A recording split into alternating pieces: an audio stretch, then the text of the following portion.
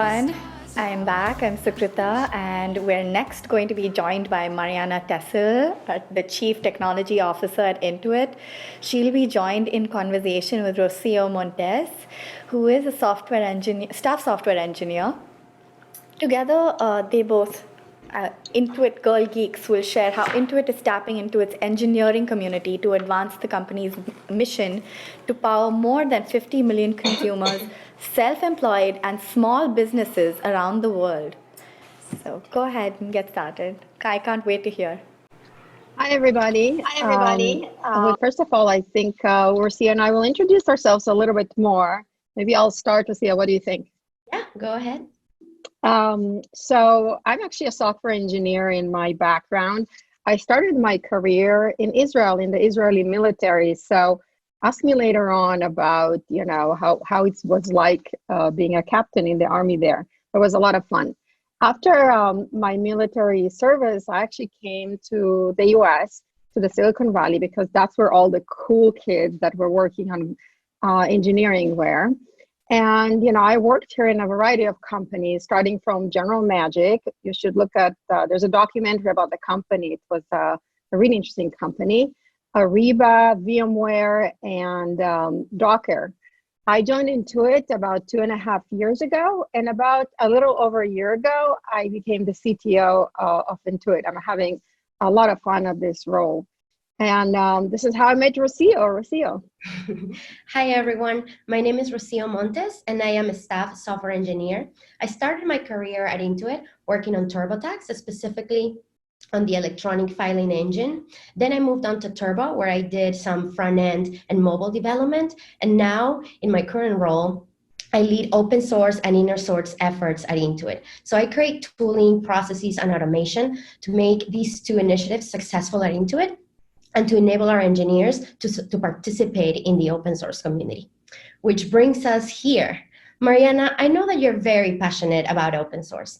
How did you get introduced to open source? Rocio, I always like this idea of open source, this idea of like software developed in the open, shared, free. And what I noticed over the years is while open source was this kind of fringe movement early on where I remember we were talking about don't use the open source code because it's not really quality, or it's just kind of this movement that is out there. What happened over the years, it became really, really robust code and real options for me as an engineer and later on as a leader to use. So I got fascinated by it. But then I also joined Docker, which was one of the, and still is one of the biggest open source projects out there. And I have to say, during this time, I completely fell in love with this idea of open source and what's the impact and the opportunity of it could be. So, that's kind of a little bit how I got into this. And now I'm a complete fan. That's great. You definitely like it a lot. But can you tell us why is it important?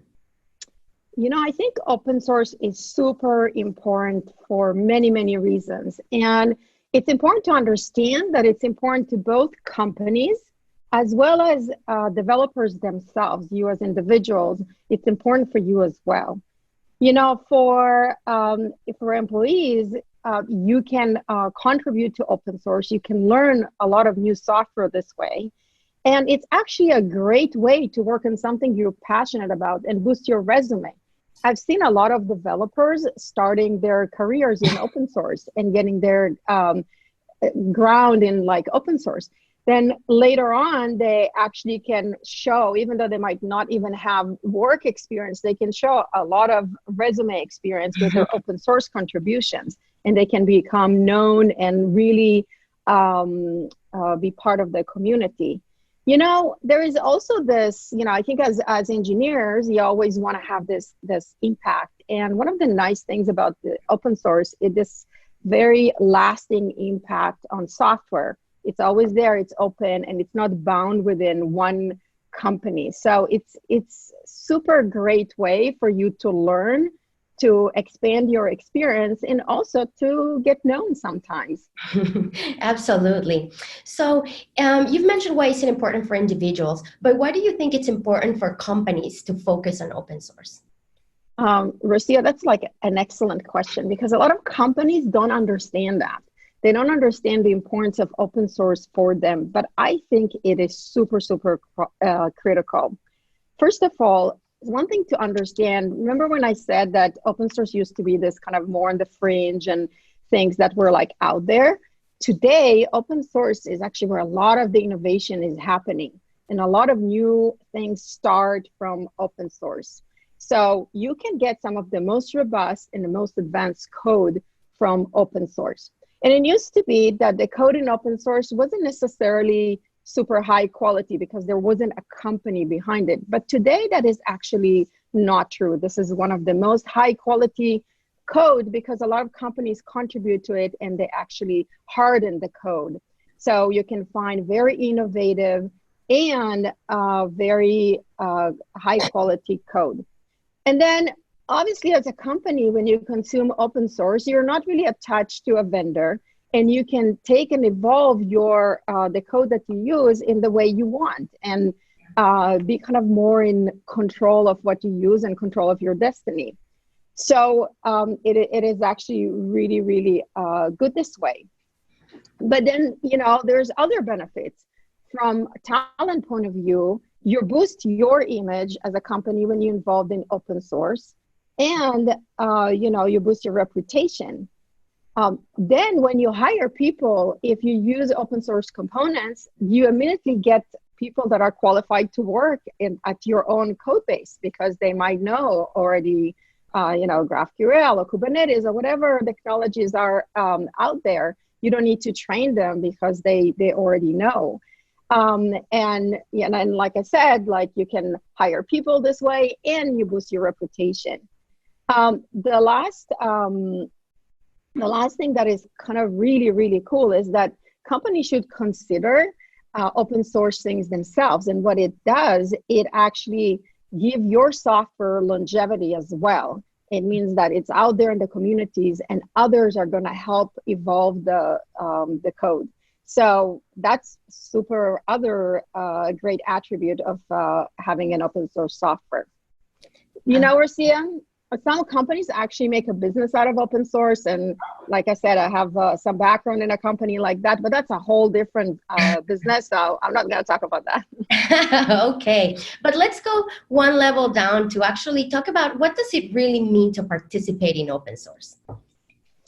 Yeah, you know, participating in open source is, you know, let's break it down because we said there's like individuals and there's also companies. So let's start from individuals. For individuals, you know, you can participate in multiple ways. First of all, you can just get familiar with open source. You can browse and see what's out there. You can start using it. You can start playing with it because open source is highly available and free. There's almost no barrier to get going. You don't need to get a license. You know, you can really easily start using it.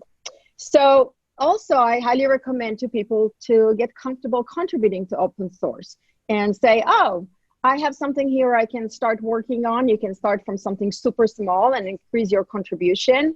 But it opens up a whole world for you as you do that. So, and you can start proving yourself in the community. And last, one day you may become a maintainer, which means a really high contributor and one of the people that actually decide what goes in the open source. You might become a maintainer as part of your community. And maybe one day you will write an open source software and you put it out there and it will always have your name on it. Yeah, absolutely. And I know that for some of our engineers, it has actually created a way to participate in conferences and give talks and be part of the engineering community in a better way. Rocio, this is such a good point because, you know, I saw engineers that actually worked in open source and before they know it, a lot of people use it and they become these community stars. They're giving talks, people asking them how you do that. And it's so hard to do it if you were not, you know, if you were just working in a code in your company. Rocia, before we move off this question, I also said for companies, there's a lot of ways that the companies can participate in open source. There's probably three main ways that I can think about. First of all, as a company, I encourage companies to use open source software when it's viable, when it fits your need. And then have your teams also contribute to the open source software that you use. Having maintainers in open source is always so great, because that actually means that you can influence the direction of the software that you use. So whatever software that your company uses a lot, consider having contributors there that are actually become maintainers. And last, as you know, Rocio, I'm really encouraging people in the company to open source software themselves and make more and more components available out there. Like I said, it's good for the engineers that work on it, but actually it's super great to have your code out there, evolving and continues to have this longevity of life. Yeah. And you get people that are trained on your code because it's out there. Rocia, actually, can I ask you a question? Of course. You talked about how important it is for people to contribute to open source, and you actually one of these people that started contributing to open source yourself. So how did you go about it, and what project did you start with, and what was that experience? Yeah, absolutely. I actually started contributing to open source during a college hackathon that I attended, and it was actually a great experience. We appeared to be blocked because we have found this bug on this library for parsing JSON files at the time. I really don't remember the name of the project, but it appeared to us that we were completely blocked. And then one of the more senior engineers told us, well, this is an open source project. You can just fork the code and fix it. And it was kind of like a wow moment for us, really, like that realization that the open source community was there for us. And we forked it for the hackathon. We actually used our fork project because we had a time limit. But after that, we actually contributed back our fix to the project. And it was really nice to see that the maintainer of the project was actually really nice. Even though I had forgotten to add the steps to replicate it, he took the time to ask me about it, and was just in general nice about it. And then the fix was merged in, and it just felt really gratifying. I think like pushing your code to someone else's project and having that collaboration experience, it's something that to me is very gratifying. Rocio, it's funny. It sounded like you started from a need, but you got hooked. Yeah. And part of like you getting hooked to this, you also leading here inside Intuit a movement to elevate our level of contribution to open source and awareness. How do you do that? Yeah, absolutely. So 2 years ago, we started really working closely with Intuit technology evangelist Elisa Carpio to bring focus to open source in our engineering community. So we focus mainly on two things: awareness and culture. So for that, we first launched our open source site. Everyone in the industry actually had a site, so we thought we need to have one too. It's called opensource.intuit.com. I actually suggest everyone to go and check it out. And there we highlight our most popular open source projects. We then established a community of global open source leaders. And this means that we actually have engineers at each one of our sites that share the passion for open source with all of the community. These engineers are actually a physical presence at each one of our sites, and they help us deliver global workshops for open source, where we are actually training our engineers to do that first step, right? To get started with open source, because for some of us, open source is still some sort of like a scary world, and they just don't know how to come in. But having someone physical and having that presence there actually helps. They are also responsible for guiding members through the open source process of their projects and to actively look for potential projects to open source. We also started participating in community events like Hacktoberfest. It's something that Intuit hadn't done yet. So we jumped into our first Hacktoberfest and we had really amazing results. We also looked into enabling our engineers to easily open source their own projects. And the process for open sourcing a project was a little lengthy and confusing. So we pretty much set some automation in certain areas of the process to allow the engineers to quickly and easily share the work that they have been doing internally with the open source community. And Wow. one of the, yeah, it's been really gratifying. Lucia, you mentioned lots of efforts. Are they paying off? Is it working? Oh, absolutely. So we have reduced the process for open sourcing a project from 6 months down to 3 to 2 weeks.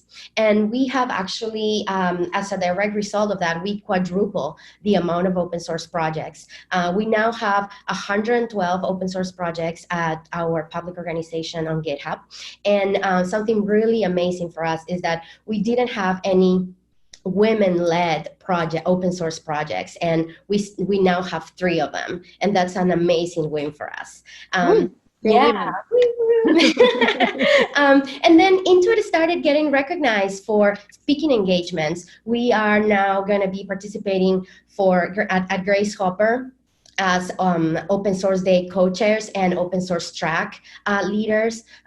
We also talked at Comic-Con. We talked about Open Source at Developer Week. So it had really opened up the opportunities for Intuit. During Hacktoberfest, we had over 170 PRs from our engineers. And really my goal at that time was, well, maybe if we get 50 PRs, we're going to be successful, but the response was overwhelming. And it was really nice also to see that 23% of those contributions were from women. And that is actually really outstanding because the participation of women in the industry for open source is 6%. So to have those results are very, very, very nice. Totally agree. Yeah. So, Intuit is definitely focusing on open source, and we're very glad to be making those efforts. And many companies actually talk about also inner source, Marianna. What does that exactly mean? That's like a super great question. You know, there's inner source, and sometimes we call it internally open contribution. But the idea is that you open source your software inside the company. This means that you move away from the traditional model that there is just that one team that is responsible for the software, and you're allowing everybody to contribute. I love this idea. Yeah. First of all, people don't have to be blocked if they need something from another team. They can go in the code and they can help change it. So you can see the benefit of that. But you know, also to get your code ready to be inner sourced, that requires a certain level of hygiene. And that really pays off, because as anybody who actually manage a successful open source project will tell you, you need to have a high degree of understanding, first of all, readable code, great automation, understanding what are the areas where you need contribution, a very strong CI/CD pipelines, and all of that to really make sure that other people can come in and contribute. So you might not get exactly the same level of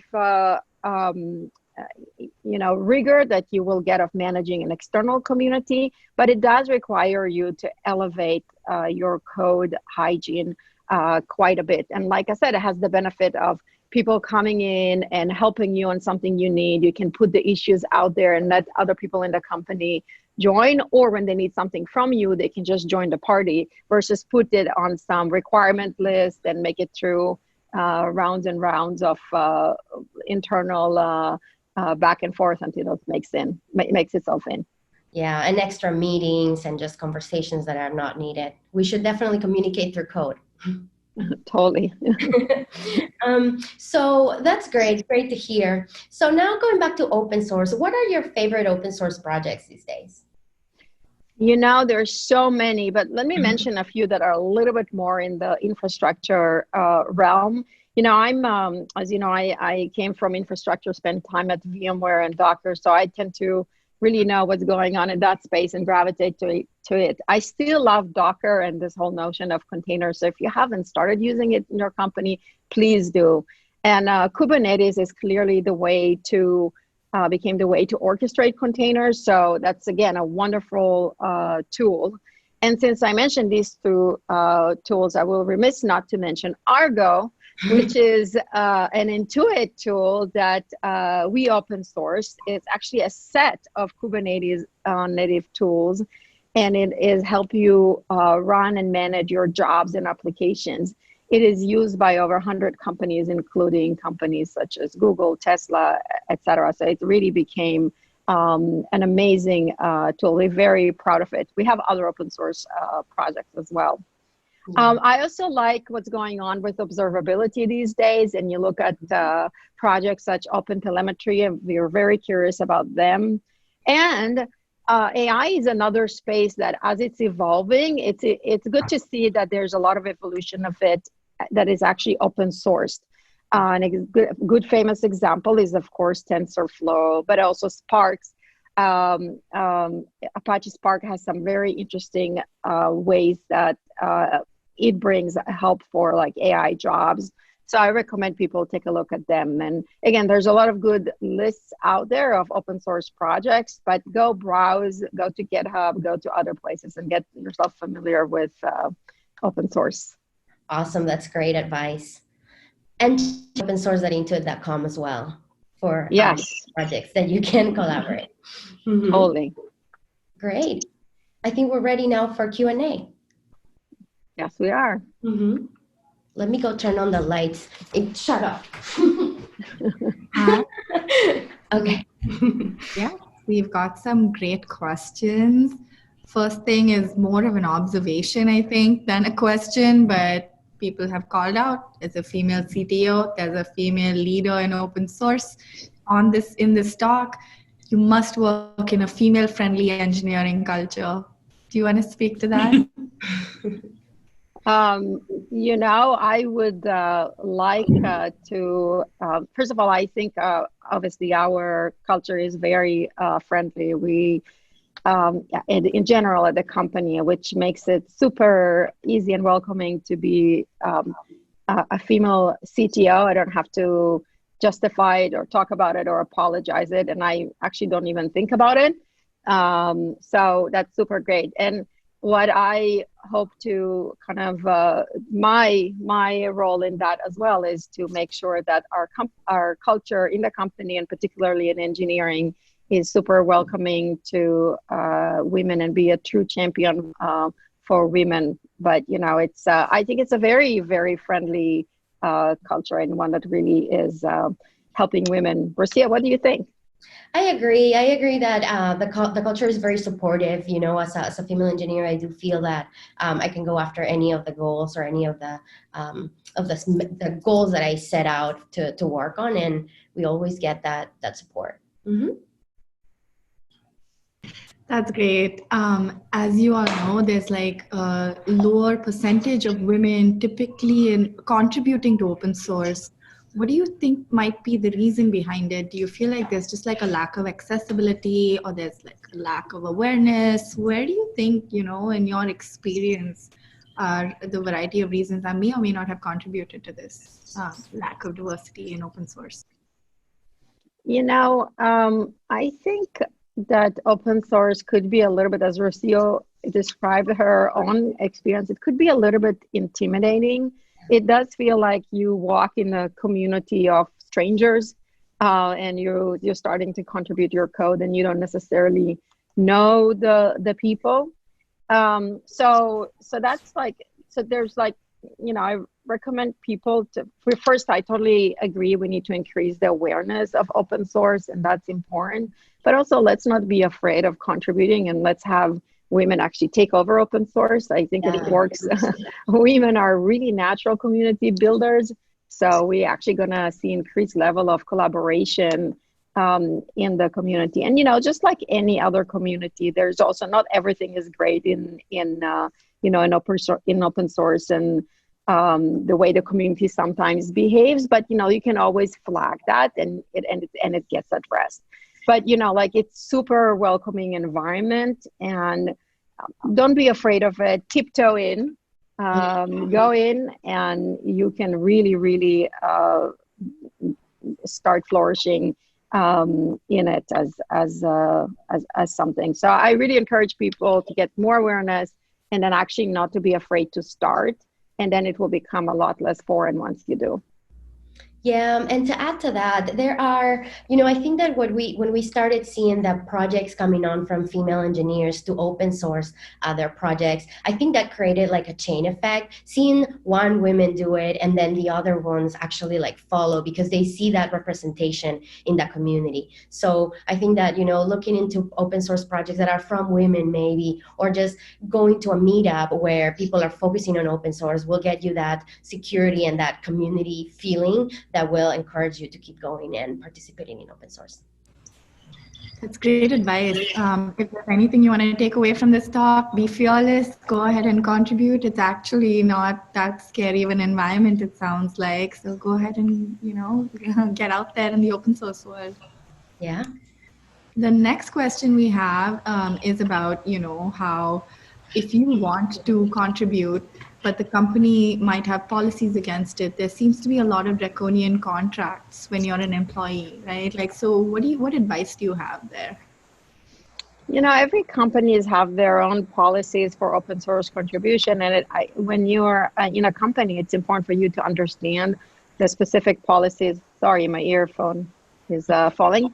It's important to understand the particular policies of your company and stay within that. Obviously, you can also contribute to completely unrelated open source projects normally on your own. Again, ask your company's advice. But, I recommend you get familiarize yourself with the policies and stay within. My word of advice here is for companies is to get really open to the idea of having more and more people in your organization contributing to open source, encourage it, and open source software yourself. Recently there was an article that went around at Intuit where somebody said that open source software by companies is really the future of software, especially when companies open source software not for the purpose of monetizing it or making profit out of it. So I would recommend the companies get on this bandwagon, go open source software. It's really good for you. It's good for your employees. It's good for the world of software. And for employees, if you're not sure, ask your company, ask your legal department, HR departments, your managers for a guidance of what to do. That's always the best thing. Thank you. I think, people really are looking for mentors generally, especially, as a woman in tech, you want advice, you want to bounce ideas off of someone. So do you think that it's helped you or it will help people to have mentors in open source? And how do you go about finding one besides attending a Girl Geek dinner, of course? Mentors always help, and you know what? For me, what worked is not necessarily have, and again, every person is different, so I don't want to say that's the only way. But for me, what worked is not necessarily have one or two mentors, but have a variety of mentors that I go to for different questions, and maybe some people I go to because they have like just unbelievable advice about people and they always know what to do when I get a tough situation in that area. Others might help me in like when I get a really hard technology question, and I might go to them with technology questions. So, different mentors for different areas are great. I think in open source community, what you will likely to find is mentors that can help you understand how to become a maintainer, how to become more of part of the community. And there's ways to get close to the communities. Many of the open source community actually host in-person events and more. There's a conference that are in that space. So you can actually find mentors there. I think they're more appropriate mentors that will help you to understand how to be active in the community and how to flourish there. Yeah. Thank you. This has been an amazing session. I know I've learned a lot, and it seems from the comments and the questions that everybody really, really appreciated it, especially some call outs about how this talk was structured as an open dialogue. So thank you so much, Mariana, and thank you, Rocio, for making time for all of us today. Thank you for having us. Thank you very much. That tonight we could all be stars. I said that tonight we could all be stars.